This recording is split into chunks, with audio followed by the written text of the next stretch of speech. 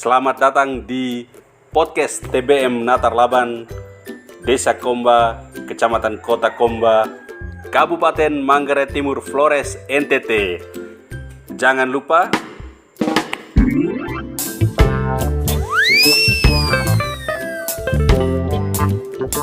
dan ikuti semua peristiwa-peristiwa dan juga kegiatan-kegiatan literasi di NTT dan juga terlebih khusus kegiatan literasi di Kabupaten Manggarai Timur. Terima kasih.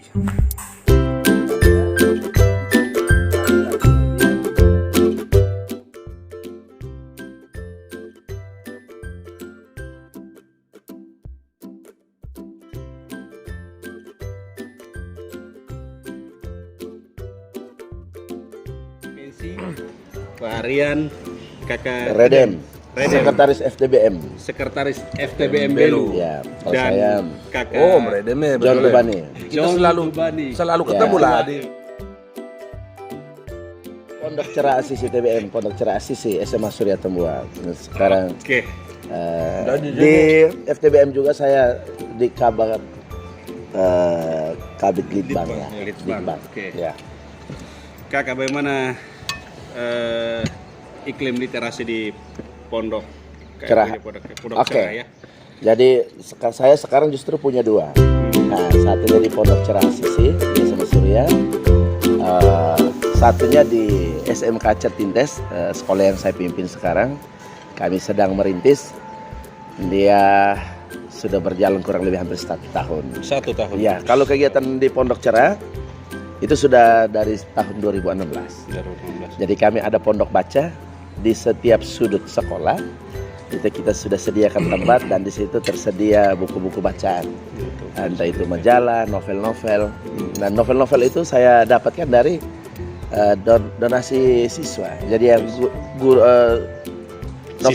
siswa tamat bahkan naik kelas. Naik kelas. Jadi dia naik kelas. Kalau untuk tingkat kelas 10 itu mereka sudah harus bisa buat sinopsis. Nah, jadi diceritakan setelah dibaca, diceritakan kembali, lalu kemudian dituntun untuk membuat sinopsis sampai jadi. Sampai jadi. Iya, untuk kelas 10. Sampai presentasi. Sampai presentasi. Nah, dan tentu mereka menguasai bahan bacaan dan itu keluar di soal-soal ujian resmi. Saya kebetulan guru sastranya. Kemudian ketika dia kelas 11, di sana sudah bisa membuat resensi. Nah, tingkatannya kita naikkan sedikit. Dan sama, novelnya dikumpulkan, bukan novel yang sama, novel baru. Entah novel baru atau apa, yang penting bahwa isinya utuh. Oke. Anak-anak itu dibimbing membuat resensi, menceritakan resensinya itu tapi di semacam presentasi dan dinilai secara resmi. Nah, kemudian novelnya juga dikumpulkan. Kemudian kelas 3 sudah sifatnya agak lebih serius, mereka harus buat 2 karya, yaitu membuat esai dan membuat kritik. Esai sastra dan kritik sastra. Jadi mereka kemudian presentasi, ujian akhirnya itu nanti kritik sastra baru-baru. Jadi ujian sekolah itu munculnya kritik sastra. Mereka menuliskan kembali, soalnya mereka sudah tahu membuat kritik sastra novel yang sudah dibaca. Jadi kunci jawabannya ada di pekerjaan mereka yang sudah dikumpulkan. Nah, supaya ya sekali lagi untuk membiasakan mereka. Novelnya dikumpulkan. Novel-novel yang terkumpul dari 2016 sampai 2023 sekarang itu kurang lebih sudah 2000-an lebih. 2000-an lebih novel yang terkumpul. Dari anak-anak. Berarti komunitas atau sekolah dia tidak mengeluarkan biaya khusus untuk ada, tetap ada itu karena dimasukkan dalam perencanaan. Jadi Kepala Sekolah Bapak Romo Benyamin Seran, beliau sangat konsisten juga untuk pengadaan buku-buku non pelajaran. Maksudnya 2000 sejak tahun berapa? Ya, itu sejak tahun 2016. 2016. Di kelas-kelas yang saya ajar. Kelas bahasa 10 bahasa, 11 bahasa, 12 bahasa dan kelas alam itu untuk lintas minat sastra. Atau kelas alam juga. Lalu itu kami buat di sekolah. Anak-anak itu bisa meminjam bisa meminjam selain di perpustakaan, bisa juga pinjam temannya di temannya. Tapi itu dihimpun di pondoknya. Pondok. Ya. Ada ruang publikasi. Ada ruang ada selain itu kita kita bekerja sama dengan Nyalenes ya untuk membuat buku sementara proses terbit. Kemudian kami ketika tahun 2017 itu dipercaya menjadi koordinator untuk bengkel sastra kantor bahasa NTT. Bengkel bahasanya di Suradikara Ende. Jadi mulai dari situ tuh memang kegiatan kesastraan di SMA Surya itu tumbuh sangat pesat. Tahun 2016 kami menjadi utusan untuk festival musikalisasi puisi di Jakarta, kemudian di Jogja di tahun 2017, lalu kemudian tahun 2019 kami di Bandung. Jadi kegiatan-kegiatan itu 3 kegiatan kantor yang kami diutus ke pusat pun kami mendapatkan penghargaan. Terakhir itu kami dapat nomine untuk vokal terbaik dengan pemeran putri terbaik di Jambore Sastra tahun 2019 kemarin. Ya sekali lagi bahwa itu karena digairahkan lewat membaca, lalu kemudian lewat kegiatan-kegiatan pentas teater. Kami ada ekstra-ekstra di SMA Surya itu ada ekstra-ekstra untuk pengembangan diri. Semua hampir ada 38 jenis ekstra dan saya salah satu ekstra teater itu menjadi salah satu. 38 banyak memang. Sangat banyak. Jadi termasuk tenun. Termasuk buat kerja tomat. Jadi salah satu inovasi SMA Surya itu adalah Intom Brandy. Nah itu tomat yang kami tanam di kebun SMA Surya lalu kemudian kami olah jadi hanya tidak bawa nanti itu bisa diedisi siap dikupas. Lalu puji Tuhan itu dia berjalan. Sekarang mereka sudah sangat terbiasa dengan hal berliterasi. Lalu tahun kemarin tahun 2022 saya dipercaya untuk memimpin salah satu sekolah SMK di Belu, salah satu sekolah kesehatan. Sekarang kepala sekolah.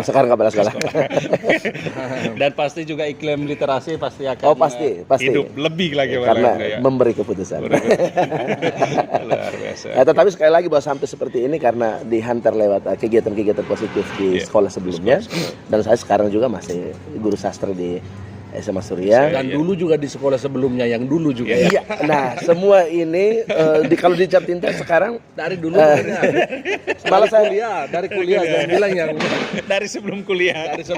bahkan. Jadi untuk kegiatan literasi sesungguhnya sudah digairahkan tapi memang tidak sewow sekarang. Sekarang terorganisir dengan baik. Kita berterima kasih banyak Kakak Poli, Karpusdo dengan teman-teman FTBM hampir di setiap kabupaten terus selalu bergiat literasi.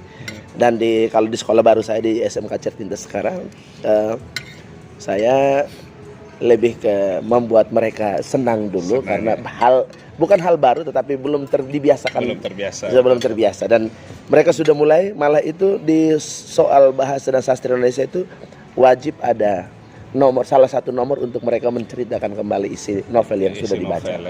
Novelnya dari mana? Ya sekali lagi saya masih share dari novel-novel sebelumnya yang saya punya, saya bagikan ke anak-anak di sana, anak-anak kita kurang lebih 200-an siswa. Kalau di SMA Surya 1.000 lebih siswa. Nah, tetapi memang belum tergerak secara baik karena belum semua kelas. Baru di kelas-kelas yang saya ajar, setidaknya untuk memudahkan kontrol saya. Oke, itu saja cerita-cerita positif dan juga kisah inspiratif. Oh iya, sebelum masih ada penutup. Masih belum. Biasanya orang FTBM itu penyakitnya satu di mulut. Tapi tadi kurang promosi itu ini. Itu promosi itu produk tadi kurang. Nanti dijilid sedikit ya. Semua ini bergerak dari alma mater saya di Sin Karolus Kupang. Sekarang ada adik muda yang sangat energik di sana, ada Pak Nongonsen melanjutkan apa yang memang saya sudah pernah buat karena saya alumni di sana. Kemudian tentang pondok baca kami sudah start dari tahun 2011 ketika saya jadi guru di Sinkarolus sampai tahun 2016. Saya yakin pasti berlanjut karena sistem yang sama juga. Jadi anak-anak mengumpulkan novel. Jadi total novel yang saya punya artinya anak-anak kumpul dan saya himpun itu bisa jadi sudah hampir 4.000-an novel dari semua hampir semua. Banyak ya. 4.000-an. Ya. Banyak sekali. Dan Motivasi. ya. Karena kebanyakan susah ya bagaimana cara mendapatkan bukunya, mendapatkan novelnya, padahal Satu anak satu per tahun. Satu anak satu anak saja. satu per tahun. Satu per tahun itu kan sangat 12 bulan ini dia berjuang untuk mendapatkan satu novel ini menurut saya sangat mudah. Lalu kemudian dihimpun di satu tempat. Lalu kemudian mereka bisa sangat kaya dengan literatur dengan judul-judul novel yang mereka suka. Genrenya juga berbeda-beda. Nah, dan saya yakin ini sangat kaya. Bisa dipakai kok teman-teman di tempat lain dan jangan lupa yang membuatnya itu John Tungan. Terima kasih. Oh, makanannya enak sekali. Selamat sore. Halo. Yang masih selalu menganggap